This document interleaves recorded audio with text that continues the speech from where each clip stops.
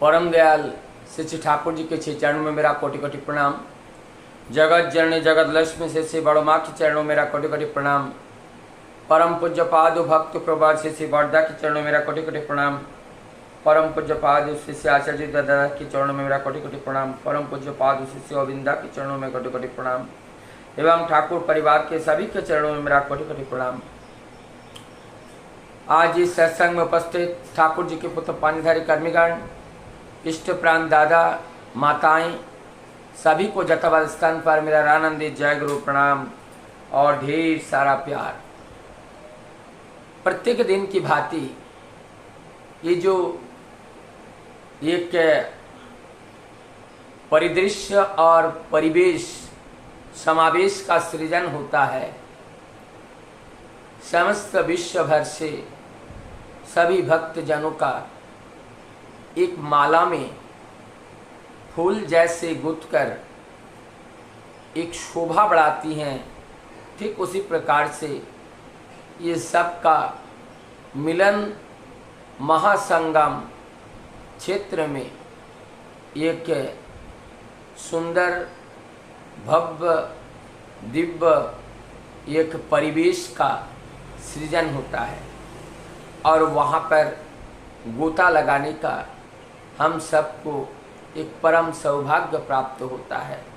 हम सब इसी माने में भाग्यशाली भी हैं। अनेकों ठाकुर जी के अनुराग, श्रद्धा, प्रेम, प्रीति कैसे बढ़े, ये सारी जो साधन, भजन, सत्संग का मूल उद्देश्य ही यही होते हैं कि आदर्श के प्रति हमारा अनुरक्ति, अनुराग, क्योंकि जब तक आदर्श के प्रति अनुराग, अनुरक्ति, भक्ति, श्रद्धा ये सब नहीं बढ़ता है, तब तक हम कुछ अर्जित कर ही नहीं पाते हैं। तो ये मूल को ध्यान में रखते हुए ये सारे अनुष्ठान, सारी उपासना, सब कुछ इसी पर ही आधारित होते हैं। ठीक आज एक ऐसे ही वाणी चला साथी ग्रंथ के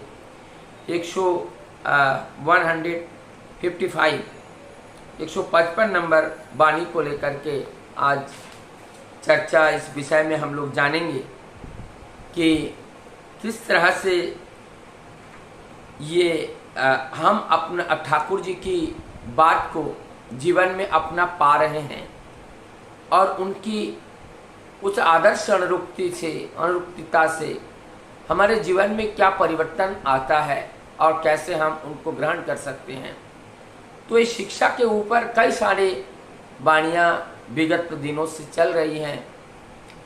आज जो वाणी है शिक्षा में आदर्श अनुरुक्ति, तो यहाँ पर वही बात है, शिक्षा साधारणतः अगर हम समझे तो हमें सीखने के लिए क्या करना पड़ेगा।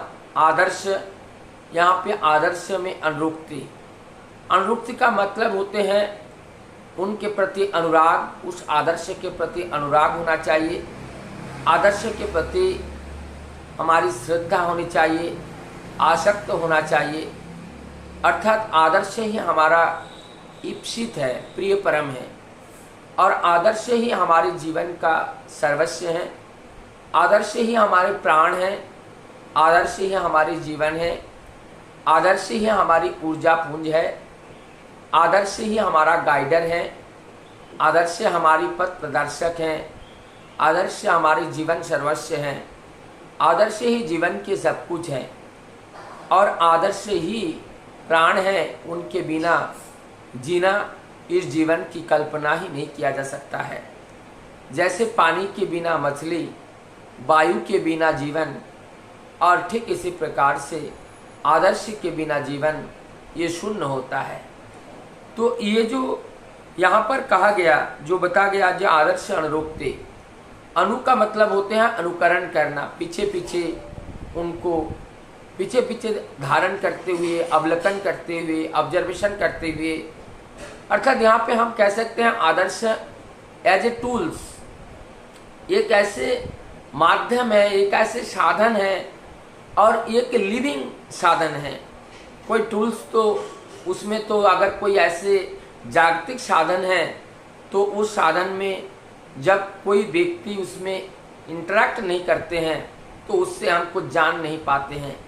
लेकिन ये एक ऐसा साधन है, चलायमान साधन है, जिसको हम कह सकते हैं एम्बॉडीमेंट ऑफ लॉर्ड, और वो एक प्रतिनिधित्व करते हैं, उस ईश्वर के प्रतिनिधि हैं, और वो प्रतिनिधि आकर के हम सबको सिखाते हैं कि कैसे हमें चलना है, कैसे हमें बोलना है, कैसे प्यार करना है। ये सारी बातें हम लोगों को सिखाते हैं। इसीलिए उनको लोक शिक्षक भी कहते हैं, उनको वर्ड टीचर भी कहते हैं, क्योंकि जो आदर्श रूप में इस धरा पर आविर्भूत होते हैं वही हमारे जीवन के सर्वस्व होते हैं। आदर्श ही हमारे जीवन के आचार्य होते हैं, आदर्श ही गुरु होते हैं, आदर्श ही हमारी जीवन नाथ है, आदर्श ही हमारी प्रिय परम है। तो वो आदर्श ही हमारे जीवन के सब कुछ हैं, क्योंकि आदर्श को आइडियल कहते हैं, आइडिया प्लस वाल, जहाँ पर पे हमारे संपूर्ण ज्ञान जहाँ पाए जाते हैं, जहाँ संपूर्ण ज्ञान निहित है, वही हमारे आदर्श होते हैं। क्योंकि उनके पास इस विश्व के लिए जो भी ज्ञान विज्ञान की आवश्यकता होती है, सारे ज्ञान विज्ञान के महासमुद्र हैं, महाभंडार हैं, जहाँ पर सब कुछ पाए जाते हैं। क्योंकि स्वयं वो सृष्टा है, वो दृष्टा है, वो पालक है, वो धारक है, वो सृष्टि करता है, वो सब कुछ है। ऐसे सर्वशक्तिमान जो जिसे आदर्श के रूप में धरा पर आते हैं, उनका अनुसरण अनुकरण करने मात्र से ही हमारे जीवन में एक अमूलतूल परिवर्तन आते हैं। हम लोग जैसे आचार्य का वंदना करते हैं, ब्रह्म मार्ग प्रदर्शकम प्रेम भक्ति विनायकम शांति शस्ति विधायकम आचार्यं प्रवरं नमामि। तो वो जो हमारे आचार्य हैं, ये आचार्य जब वो हमारे जो पुरुषोत्तम के रूप में धरा पर आते हैं, जब तक वो दिव्य दशा में रहते हैं, तब तक वही हमारे आचार्य होते हैं, वही हमारे गुरु होते हैं, वही हमारे इष्ट होते हैं।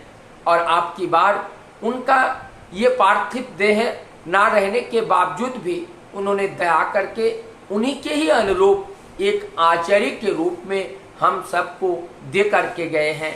इसलिए ठाकुर जी ने भी बोले हैं कि तुम्हें गार्जियन शून्य नहीं होना पड़ेगा, कि हमारे एक गार्जियन हैं, हमारे एक आदर्श हैं, हमारे एक आचार्य हैं, जो आचार्य परंपरा को रख करके गए हैं। उन्हीं आचार्य में जो आचरण सिद्ध पुरुष हैं, और उन्हीं के अंदर से हम अपने ठाकुर का दर्शन कर पाते हैं। ऐसा ही आचार्य के रूप में हम लोग पाते हैं। तो अब आगे चल करके यहाँ पर हमें क्या करना है, इस बारे में बताए गए हैं। आदर्श में अनुभूति, ये अनुभूति का अर्थ होता है ज्ञान। अनुभूति का ज्ञान, अनुभूति कैसे, कि जब हम उनको उनकी सारी निर्देश को परिपालन करके चलते हैं, चलने के बाद अपने आप में एक ज्ञान का उदय होता है, जिसके अंदर से सहज सरल बोध उत्पन्न होते हैं। परम दयाल सत्रशरण में कहते हैं, अनुभूति के द्वारा जो जाना जाता है वो ज्ञान है, और ज्ञान अखंड है, और जो अखंड ज्ञान होते हैं वही वेद हैं। तो ये जो ठाकुर जी का अनुसरण करने से हमारे अंदर, ठाकुर जी मतलब वही आदर्श की अनुसरण करने से, उनके संस्कार को जीवन में अपनाने से, जब हम उनको प्रयोग करते हैं और उनकी उस आदर्श, उस संस्कार को, जो संस्कार से जब हम संस्कारित होते हैं, तब जाकर के हमारे अंदर स्वतः ही एक बोध का उदय होता है।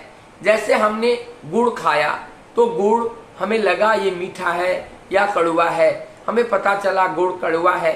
ये जगत में जहाँ पर भी जो भी इस गुड़ का सेवन करेंगे उन्हें मीठा ही लगेगा। नीम का पत्ता खाया, खाने के बाद हमें पता लगा ये कड़वा है, तो नीम का पत्ता ये कड़वा होगा। ये सत्य ज्ञान है, ये यथार्थ ज्ञान है, और यही यथार्थ ज्ञान की अनुभूति प्राप्त करने के लिए ही हमें उस सत्य के अनुसरण और अनुगामी बनना होता है। तो ये हम अनुभूति हमारे पास आएगा कैसे? ये आने के लिए कुछ क्राइटेरिया दिए हैं कि किस तरीके से ये अनुभूति, ये ज्ञान हमारे अंदर ट्रांसफर हो सकते हैं। इसलिए ठाकुर जी बोलते हैं every individual has to be transformation. तो ये प्रत्येक के अंदर ये ट्रांसफॉर्मेशन होना जरूरी है, इसका ट्रांसफॉर्मेशन होनी चाहिए। और वो कैसे होगा और उसका माध्यम क्या है, उसके लिए बोले हैं हमें श्रद्धा करना होगा। तो श्रद्धा किसे कहते हैं? श्रद्धा का अर्थ होते हैं कि श्रेय के प्रति अनुराग, श्रेय के प्रति आदर्श और श्रेय के प्रति जो सेवा का भाव है, वो सेवा के भाव से उनके प्रति हमारी श्रद्धा का जागरण होते हैं, उनके प्रति हम आसक्त होते हैं, उनके प्रति हमारा प्रेम बढ़ता है और इससे ये श्रद्धा, ये अनुराग बढ़ते हैं। अनुराग ऐसे नहीं बढ़ता है, प्रत्येक दिन कुछ ना कुछ करने से हमें अनुराग बढ़ते हैं। बड़ों के प्रति हमारा अनुराग बढ़ते हैं, छोटों के प्रति हमारा प्यार बढ़ता है। लेकिन ये तब बढ़ता है जब हम उनके लिए कुछ करने के लिए हम रत रहते हैं। जैसे हम लोग जो पूजा पाठ, जो यजन का जो पाठ है, यजन का पाठ में प्रत्येक दिन सुबह उठ करके नाम ध्यान करना, भजन कीर्तन करना, प्रार्थना करना, ठाकुर जी का ग्रंथ आदि का पाठ करना, ठाकुर जी को भोग लगाना, ठाकुर जी के फोटो को, ठाकुर जी के विग्रह को साफ करना, मंदिर को परिष्कृत करना और सब स्वयं जब हम करते हैं, उनके ठाकुर घर को परिष्कार करना, ये सब कार्य जब हम करते हैं तो इस करने के अंदर से उनके प्रति हमारा श्रद्धा जागृत होते हैं। उसके बाद जब भी हम ठाकुर जी को छोड़ करके बाहर कहीं जाते हैं तो हमारी बहुत याद आती है, हमारी उस ठाकुर घर की याद आती है, ठाकुर घर में जो विग्रह को हमने बैठा के रखे हैं उनकी याद आती है कि आज ठाकुर जी को हमने भोग नहीं लगा पाया, आज भोग समय से नहीं लग पाया, उनको आज जो पानी है उनको जल दिया गया नहीं दिया गया, वो किस तरह का फूल उनको आज दिया गया। तो ये सारी बातें हमें याद आती हैं कि ये है श्रद्धा। उनके प्रति जब हमारी श्रद्धा होगी, हमारी भक्ति होगी, तब उनके लिए हमें प्राण जो है उनके लिए आकुति होगी, एक टान होगा, एक भाव होगा। उनके बिना ये जीवन अधूरा सा लगेगा। और जिस समय में हम भोग लगाते थे वो समय हमें याद आएगा कि आज इस समय हम ठाकुर जी का भोग लगाते थे, आज हम ठाकुर जी का भोग नहीं लगा पा रहे हैं। तो इस तरह से हमारा अनुराग बढ़ता है। जो संग है, संग की यहाँ पे एक बात आई है, संग का मतलब होते हैं कैसे हम उनका संग करें। संग हमारा मन से की जाती है। हमारे जो एकादश इंद्रिय हैं, एकादश इंद्रिय को, कर्मेंद्रियों को छोड़ करके जो हमारा ज्ञानेंद्रिय है, ज्ञानेंद्रिय में एक हमारा मन है जो मनन करते हैं। तो ये मनन हमारे जो ये इंद्रिय के द्वारा हमारा मन जब उन्हीं के साथ लगे रहते हैं तो ये है संग करना। वो सत्य के साथ जब लगे रहते हैं तो इस तरह से सत्संग होता है, यानी कि हमारा मन कहीं बाहर ना रहे, हमारा मन प्रभु के चरण में रहे, प्रभु के कार्य में रहे, प्रभु के चिंतन में रहे और प्रभु के शरण में रहे, प्रभु के मनन में रहे। जब ऐसे रहते हैं ये संग होता है। तो ये संग की अत्यंत जरूरी होती है, क्योंकि संग के बिना ये प्रसंग, उनका जो प्रसंग है हमारे अंदर ट्रांसफर नहीं होता है। तो ये संग करना, मन से संग किया जाता है, मन को बाहर ना जाने दे करके मन को उनके साथ लगा के रखना, ये हमारा कर्तव्य होते हैं।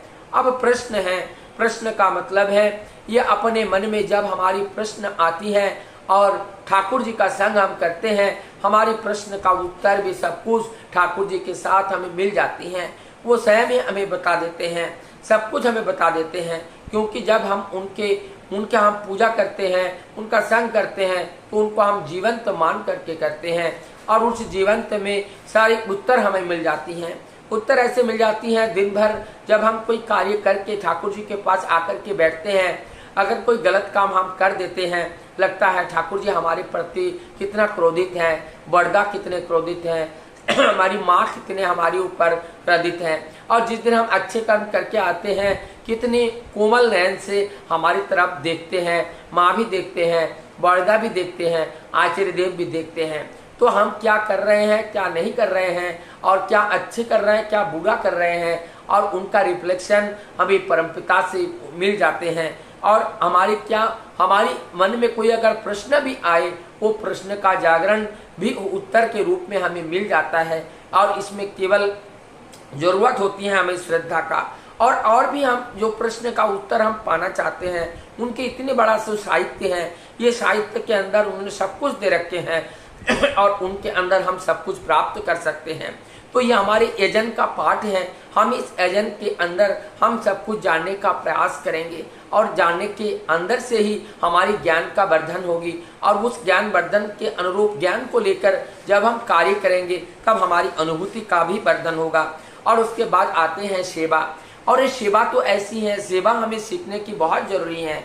सेवा का मूल चीज है कि सेवा के माध्यम से, सेवा ऐसी होनी चाहिए जिस माध्यम से हमें उस इष्ट के प्रति हमारा अनुराग बढ़े, हमारे इष्टों के प्रति खिंचाव बढ़े, इष्ट के प्रति हमारा प्रेम बढ़े, श्रद्धा बढ़े।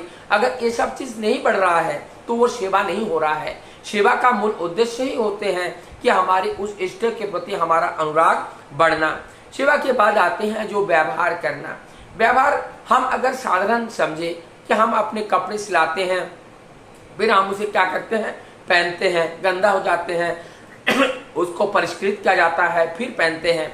तो ये व्यवहार करना, ठाकुर जी के निर्देश को हमारी इस जो देह है, इस देह के द्वारा उस कर्तव्य को पालन करना, इस तरह से उनको व्यवहार में लाया जाता है। नई नई उनकी जो बातें हैं, हमारी पूर्व जन्म की जो संस्कार है, वो संस्कार जाना नहीं चाहता है, लेकिन हम ठाकुर जी को प्यार करते हैं, इसलिए उनकी वाणी को भी प्यार करते हैं। और हम जानते हैं जब तक इस परम पुरुष की उस वाणी को जीवन के द्वारा व्यवहार में नहीं लाएंगे, तब तक उनके संस्कार हमारे अंदर ट्रांसफर नहीं हो सकते हैं, और वो ट्रांसफर करने के लिए हमें ये व्यवहार करना पड़ेगा।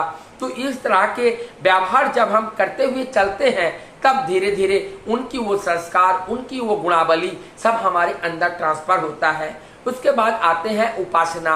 उपासना का अर्थ होते हैं, उप का मतलब होते हैं पास, तो उनके पास में जाकर के, उनके पास अर्थात वही आदर्श के पास जाकर के हमें बैठना है, अर्थात आदर्श अनुरूप जीवन हमें बिताना है, आदर्श को अनुसरण करना है, आदर्श को मनन करना है, आदर्श को चिंतन करना है।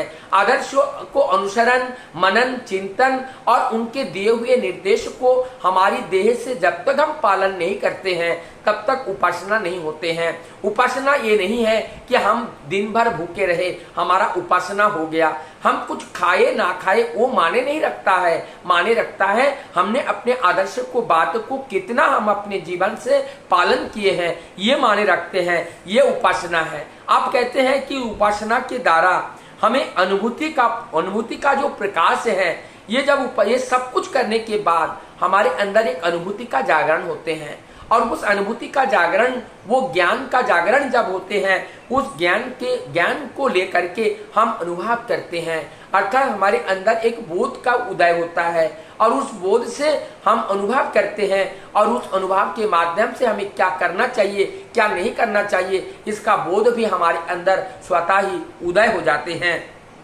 और क्या होते हैं, और तब जाकर के ये सारे गुणावली, ये सारे आचरण हमारे चरित्र में दिखने लगता है, अर्थात हमारे चरित्र में प्रतिफलित होता है। और जब तक हमारे चरित्र में प्रतिफलित नहीं हो रहा है, तब तक हमारा ना तो अनुसरण हो रहा है, ना तो अनुकरण हो रहा है, ना तो अनुभव, अनुभूति, ये सब बेकार है यदि हमारे चरित्र में वो चीज प्रतिफलित ना हो। तो ये सारे जो वाणियां हैं, ये सारे वाणियां को एक एक करके हमारे देह में मूर्त करना है, प्रतिफलित करना है, और जब हम प्रतिफलित कर पाएंगे तभी हमारी इस बात कहने का अधिकार होगा, हम परमपिता के संतान हैं, हम आदर्श को अनुसरण करके चलते हैं।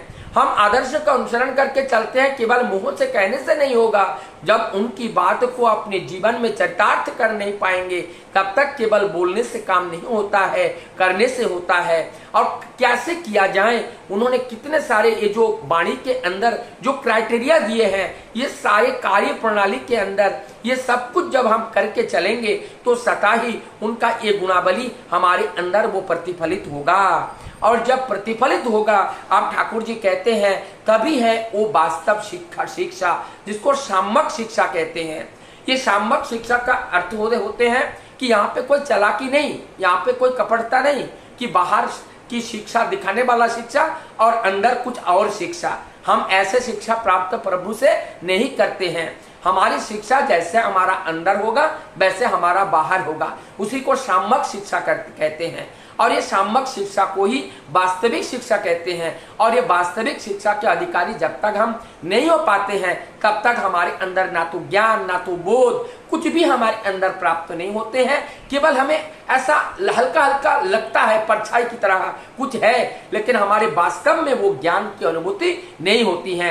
वास्तव ज्ञान की अनुभूति करने के लिए वास्तव में उनको पकड़ करके उनका दिशा निर्देश को हमारी इस देह से अनुकरण करना पड़ेगा। और अनुसरण करते समय जितने भी बाधाएं आए उस बाधा को दुर्वृत्त करके हमारी जीवन का मूल सार मूल तत्व और वही प्राण है, यही समझ करके हम चलेंगे तो हम इस कार्य को कर पाएंगे। कौन हमें क्या कह रहा है नहीं कह रहा है इस बात को देखने की जरूरत नहीं है। हम ठाकुर जी हमारे जीवन सर्वस्व हैं, वही सब कुछ है और उनकी बात ही एकमात्र बात है और सब फालतू बात है। तो उनके इस निर्देश को पालन करके जब हम जीवन में चलेंगे निश्चित रूप से हम उनके अनुरूप हो पाएंगे और उन्होंने जैसा चाहा वैसे हम बन पाएंगे। और इस वाणी को और आगे न बढ़ाते हुए सबकी मंगल प्रार्थना परम दयाल के चरण में करता हुआ मैं अपने बात को यही विराम देता हूँ। जय गुरु, वंदे।